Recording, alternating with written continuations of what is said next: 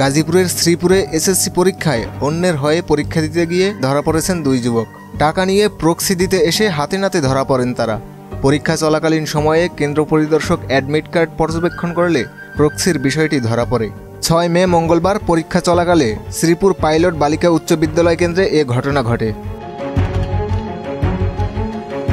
আটক যুবকরা হলেন শ্রীপুরের লোহাগাছ গ্রামের জুনায়েদ আহমেদ সাগর এবং কেওয়া পূর্বখণ্ড গ্রামের মামুন।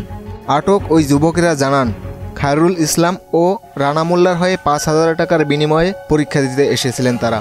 মঙ্গলবার এসএসসি পরীক্ষার 8ম দিনে বিল্ডিং মেইনটেন্যান্স বিষয়ে পরীক্ষায় অংশ নিতে এসে তারা ধরা পড়েন। শ্রীপুর পাইলট বালিকা উচ্চ বিদ্যালয়ের ভারপ্রাপ্ত প্রধান শিক্ষক শাহনাজ পারভিন জানান, পরীক্ষা চলাকালে আচরণ সন্দেহজনক মনে হওয়ায় আইডি কার্ড যাচাই করা হয়। আইডি কার্ড মিলিয়ে দেখা যায় ছবির সঙ্গে মিল নেই। পরে তারা স্বীকার করে তারা প্রক্সি দিতে এসেছে। উপজেলা মাধ্যমিক শিক্ষা অফিসার মোহাম্মদ সাইফুল ইসলাম জানান, পরীক্ষা আইনের 1980 সনের 42 ধারার 3 উপধারা মোতাবেক ঘটনার তদন্ত করে পরীক্ষা বাতিল ও অভিযুক্ত শিক্ষার্থীদের 3 বছরের জন্য পরীক্ষায় নিষেধাজ্ঞা দেওয়া হয়েছে। শ্রীপুর মডেল থানার ভারপ্রাপ্ত কর্মকর্তা জয়নাল আবেদিন মণ্ডল জানান, আটককৃতদের থানায় নেওয়া হয়েছে। তাদের বিরুদ্ধে আইনগত ব্যবস্থা প্রক্রিয়াধীন। উজ্জ্বল রায়, মোহনা ডিজিটাল।